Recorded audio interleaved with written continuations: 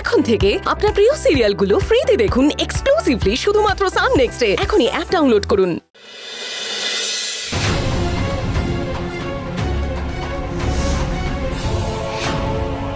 রানীমাসি তুমি কি করছিস বলতো এখানে? তুই ছেলেটা ওখানে খাচ্ছে। চল চল চল চল। এক সেকেন্ড না, আমি একবার একবার তোমার আবার কি?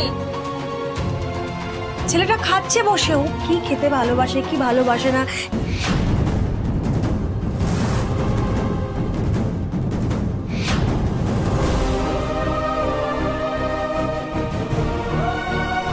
কি খায় না খায় আমরা তো কিচ্ছু জানি না। এখানে সেটা কে দেখবে? দেখার মতো তো একজন একমাত্র।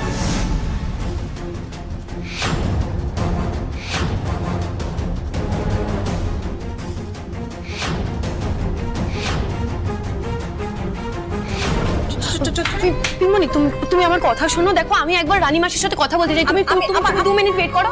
হ্যাঁ বলছি রানীমাসি তুমি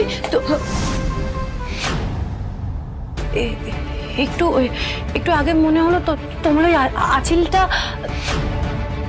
তুই এখন ওর আঁচিল নিয়ে পড়লি? ছেলেটা ওখানে খেতে বসেছে। ডালি ডালি প্লিজ চল। একটু আগে একবারের জন্য মনে হলো যেন তুমি আমার মা। আমি এত বছর পর আমার মাকে আবার ফিরে পেয়েছি।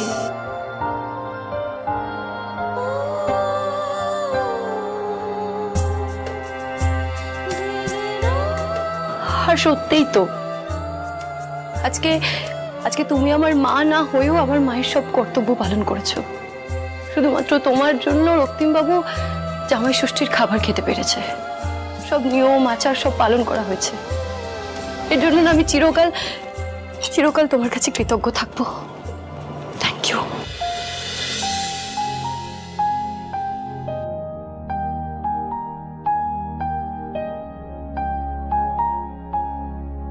আজ আমার মা থাকলে আমার মাও হয়তো এটাই করতো। দেখো আমি তো আমার মায়ের আশীর্বাদ পাইনি, তাই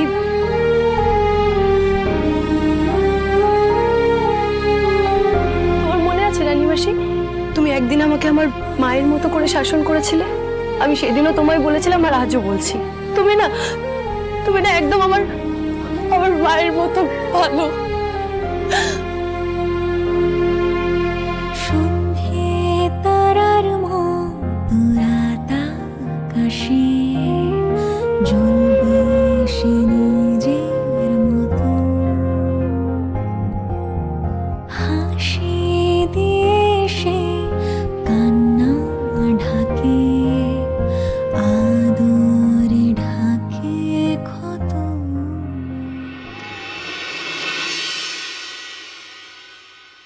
কাঁদছো কেন ঝর্ণা? তোমার তো আজ গর্ব হওয়া উচিত ঝর্ণা। আজ না আমার খুব ইচ্ছা হয়েছিল ওকে আমি বলি, ডালি আমি তোর মা। দেখ আমি তোকে জড়িয়ে ধরে আছি। আমি তোকে ছেড়ে কোথাও যাইনি, কোনোদিন যাবো না তোকে ছেড়ে। খুব শিগগিরই সেই দিনটা আসবে, খুব শিগগিরই। ততদিন শুধু একটু অপেক্ষা করো আর আমাদের ডালির উপর একটু ভরসা, একটু বিশ্বাস রাখো।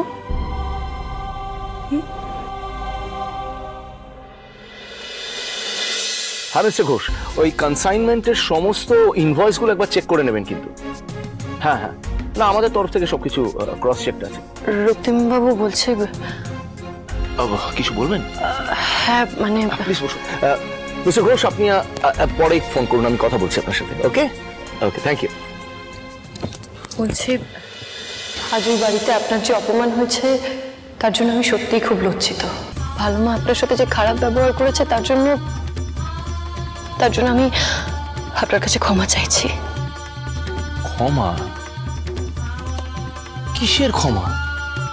দোষ তো আপনার পরিবার করেছে। আই ডোন্ট আন্ডারস্ট্যান্ড, আপনি তার জন্য ক্ষমা চাইছেন কেন? কিন্তু আমার পরিবার যদি কোনো ভুল করে থাকে তার দায়ভার তো আমাকেই নিতে হবে। আজ আপনি সবার খুশির কথা ভেবে সবাইকে একসঙ্গে ওই বাড়িতে নিয়ে গেছিলেন, আর আমিও না এবার ভেবেছিলাম যে সবাই হই হই করে একটা সুন্দর সময় কাটাবো। কিন্তু দেখুন কি হয়ে গেল, সবটা কেমন এলোমেলো হয়ে গেল, গন্ডগোল হয়ে গেল। এভাবে যে একটা অশান্তির সৃষ্টি হবে আমি সত্যি ভাবতে পারিনি।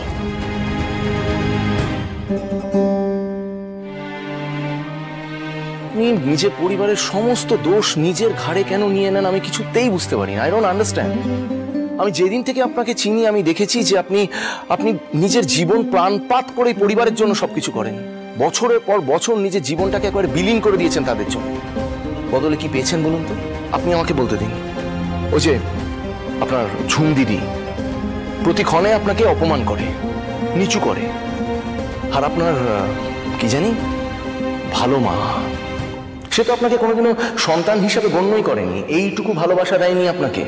তাও আপনি তাদের সামনে নিজের মাথা নত করেন। কারণ ওরা ছাড়া আমার আর কেউ নেই রক্তিম বাবু। আজ ভালো মা না থাকলে হয়তো আমার জীবন থেকে মা ডাকটাই চলে যেত। একটা কথা জানেন, যখন এই পৃথিবীতে আমার আপন বলে কেউ ছিল না, তখন ওই পরিবার আমাকে আশ্রয় দিয়েছে, আমাকে ভালোবাসা দিয়েছে, আমাকে আগলে রেখেছে। আমি তাদেরকে কিভাবে ভুলে যাব বলুন? আচ্ছা ঠিক আছে, আপনাকে ভুলতে হবে না, কিন্তু যেই পরিবার আপনাকে প্রতি পদে অপমান করে তাদের কেন দোষগুলো ঢাকতে চান আপনি আমি কিছুতেই বুঝতে পারি না। I don't understand. আর ওই যে ঝুমের দোষগুলো আপনি কেন ঢাকতে চান বলুন?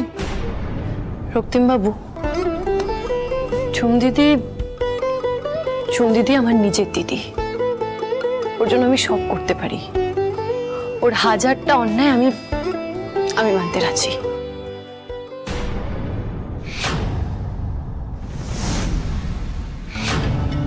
আমি তো কোনো অন্যায় করিনি, তাও ঋষভ আমাকে কেন মেজাজ দেখাচ্ছে? এখন বসে বসে আমাকে ওর রাগ ভাঙাতে হবে। সহ্য কর।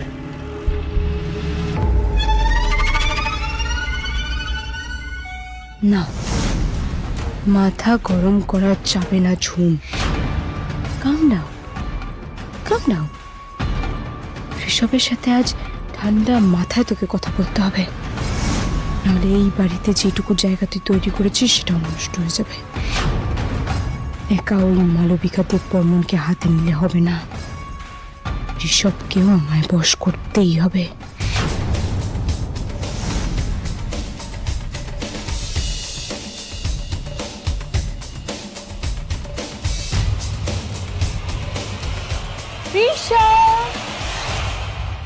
একটা মিনিট, একবার আমার কথাটা শোনো প্লিজ। ঝুম, আমাকে যেতে দাও, আমার না জাস্ট ভালো লাগছে না। তুমি এভাবে রিঅ্যাক্ট করছো কেন? হ্যাঁ আমি জানি ওই বাড়িতে যেটা হয়েছে সেটা তোমাকে খুব আপসেট করেছে, তুমি খুব দুঃখ পেয়েছো, কিন্তু এটাতে আমি কি করব বলো তো? আমার কথাটা একটু বোঝার চেষ্টা করো, আমার কথাটা একটু শোনো। অত অপমান, অত আজে বাজে কথার পরেও মানে তোমার কোনো কথা আছে, তোমার কোনো বক্তব্য আছে? আচ্ছা ফাইন, আমি শুনি। মানে তোমার মা ওইভাবে আমার ভাই তার বৌদিকে অপমান করলো, তারপরে তুমি সেটাকে জাস্টিফাই করতে এসছো। কি জাস্টিফিকেশন আছে আমিও শুনতে চাই, বলো। আমি জাস্টিফাই কেন করতে যাব? আমার মা কিছু বলেছে, সেটা ভুল বলেছে আমি জানি, কিন্তু আমি কেন জাস্টিফিকেশন দিতে যাবো সেই জন্য? আমার দোষটা কোথায়? আমি একটাই কাজ করতে পারি, আমি তোমার থেকে ক্ষমা চাইতে পারি। আমি সো সরি, আমি বুঝতে পারিনি এরকম কিছু হবে। আমার কাছে ক্ষমা চেয়ে লাভ নেই ঝুম।